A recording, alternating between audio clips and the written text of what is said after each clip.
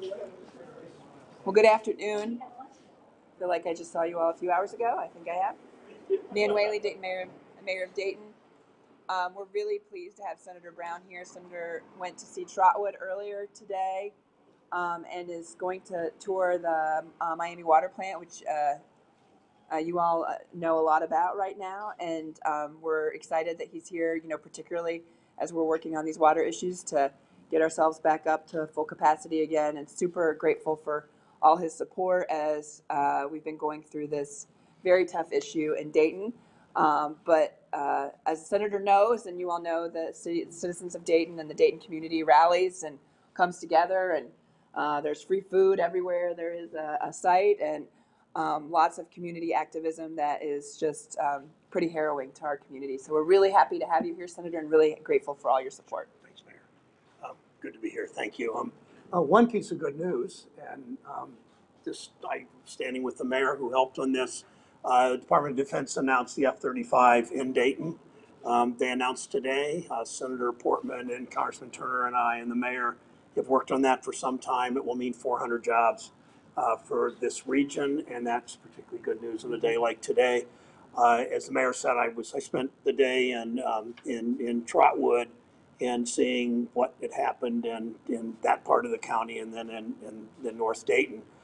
Spent part of the day at Corinthian Baptist with Reverend Henderson. Earlier than that was with, should back up, at Trotwood.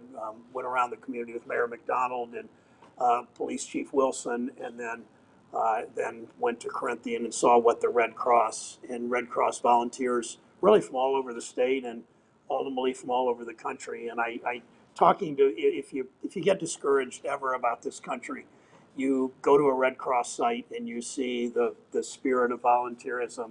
One gentleman, a Reverend Moore, who's from Cincinnati, told me this was his third tour of duty from a plane crash to a hurricane now here. He only came up the road 55 or 60 miles, but you see that kind of spirit of the Red Cross. And then driving through neighborhoods in Trotwood and seeing the people helping their neighbors. I was talking to one group of people who, right across the street, the house was pretty much destroyed.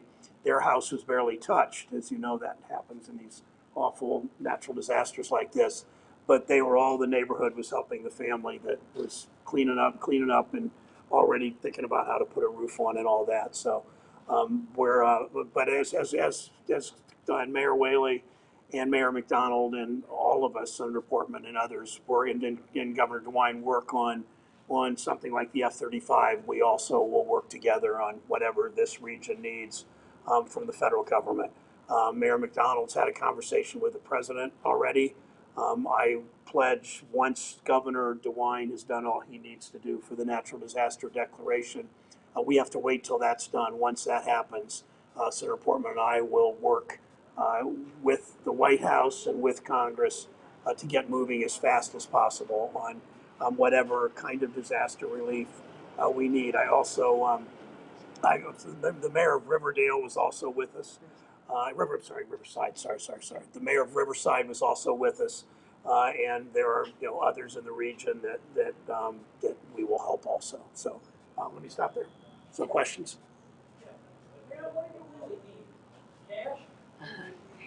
Yeah, I mean, Speaking of the mayor, nice to see you. Yeah. So yeah, I think we've been really pleased with how fast the state governments come with Ohio Task Force One. We'll need the federal designation. As you can see, there's been a lot of devastation in different places. So I know from Salina down into Beaver Creek into Dayton and Harrison, Trotwood, we'll all need those federal dollars to help us. And the way these emergencies happen, like we had in 2008 when Hurricane Ike happened, we front load and do everything we can. We keep a list of that, and then the federal designation is really important for the local communities to be reimbursed. We're upscaling all of our police and fire services, as well as all of our public works, just to get through this disaster. Let's call the mayor for a second. Thanks. He was with us throughout our time in Trotwood and at Corinthian Baptist. Yes, and it was very interesting to see what's going on in Trotwood. Riverside did not get hit quite as hard as that. We had a lot of trees down. We had a few roofs that were taken off.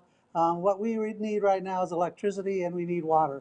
We just, the water is almost non-existent. So Riverside's, that's our need right now, and we are hoping that we can get that water going real soon, real soon. So thank you all for being here. Thank you.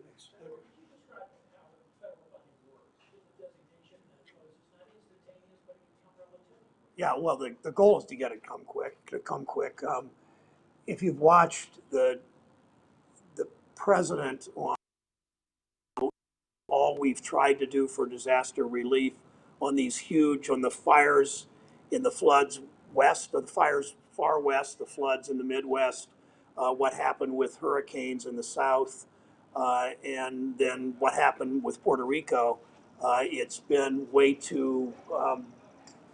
it's been far too much delayed. I mean, we finally got the president to agree to do what we all said we would do with all of this, and then two members of the House that blocked it. We want to make sure we can anticipate that so it doesn't happen in this case. And there've been so many tornadoes in the last 2 weeks throughout the Midwest. Communities south of Columbus were also hit. I talked to the mayor there and the county commissioner, not nearly as bad as here. They may not want a declaration, we're not sure yet. But as soon as we can get moving on that, it gets FEMA involved, it gets the money flowing. Not clear how long it will take. I hope we learn some lessons from the slow walk of what happened in this last round of disaster relief. There's just no reason this should be partisan. There's no deal with the wall with Mexico. It should be direct, helping our citizens. And I think the more you see in the past, because we have been spared in many ways, we don't have the big hurricanes and we don't have the big fires and all that. When you go to the site of where things are happening, it is so important to see how communities come together. And I would hope some and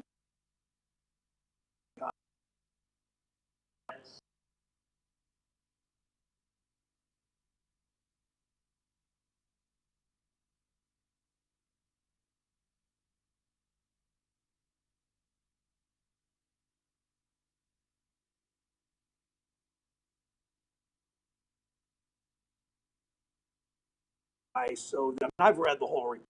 You cannot read that report without thinking, without great concern about how the Russians have tried to change our elections, how they intervened on behalf of one candidate, how they talked numbers of times with family and the campaign of candidate Trump.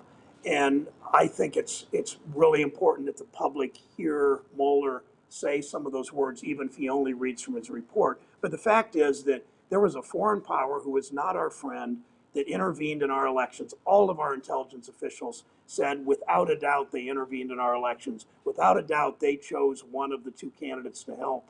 And that says to me we've got to be wary of that for 2020, and we need to know more. And that's why we need to get to the bottom of this. Right. Oh, there's one woman. Yeah. If without this federal designation, do you think the city has the resources to respond to this disaster that we're seeing today? Well, we'll certainly hope for the federal designation. What you do in these situations is you take care of your community, and so we'll do that. And like the recovery will be long. I mean, we've had that conversation earlier today with places. Right now, folks that haven't been hit hard are waiting for the water to get turned on, and so we're doing our best on that. But people that don't have any homes, that recovery and having federal help will be really, really important on that. The mayor. Currently, like the 60,000, but I think there's been more that have been turned on, and so at 5:30 this afternoon at 5:30 we'll have an update on all of that. City Hall, you guys can see me again at City Hall. The mayor has shown real leadership on this right from the start on what you need to do locally. It's my job and Senator Portman's job to get that federal designation and to get the federal funds. And she's doing everything she should be doing here. It's up to us, and we will. I mean, I can't speak for Senator Portman, but I think he'd say the same thing. We will deliver on this.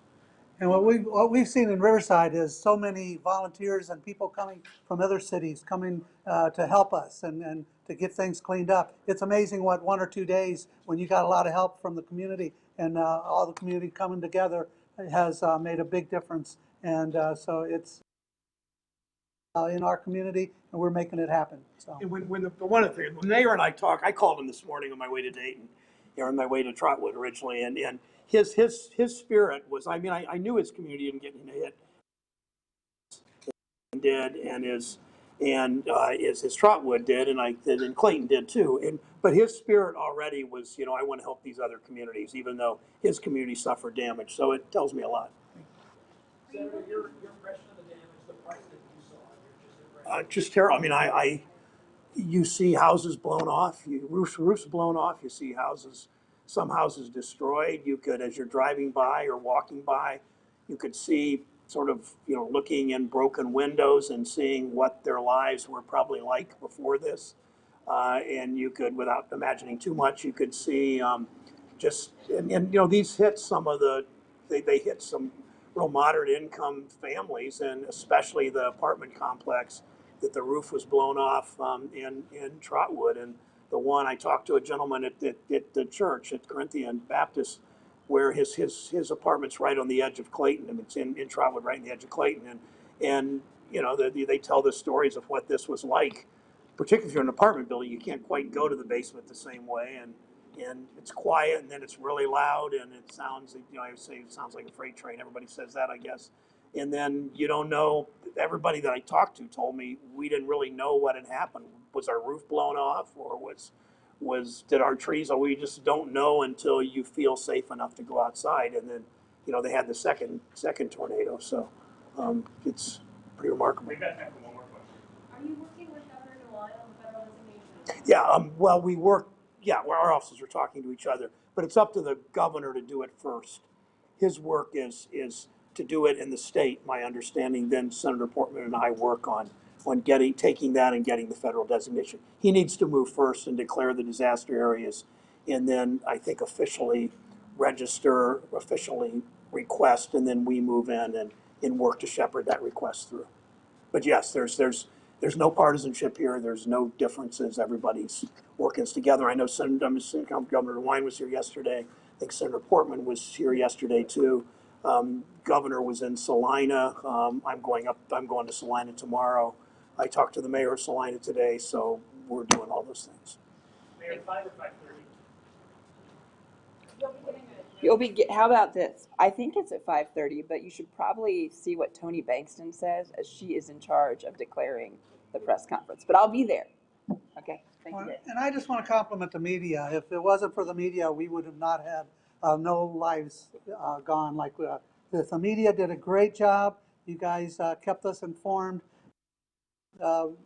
Mayor of Riverside, I appreciate you for all the information that you gave to my citizens and the citizens of Miami Valley, knowing that there was real danger. So thank you, media, for all the work you did. You saved a lot of lives. I'll bet you. Thank you. I like what he said. I bet you 10 people that I was talking to today said they were watching the news on one of your stations and heard. Maybe they're listening to public radio too, but heard on stations, and they decided at the time they needed to do something to be safe. Thanks. Thanks, guys.